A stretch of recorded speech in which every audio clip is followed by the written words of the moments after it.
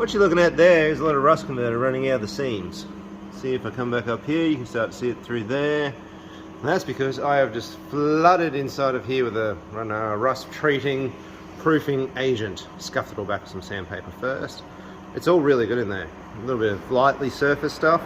I'll get further up into that end a little bit later on when I cut it all out, but for now, that is that whole area in there, rust converted and rust proofed. Oh, I missed a bit up there. I'll get that all the way through there. I got everything. I drowned the thing.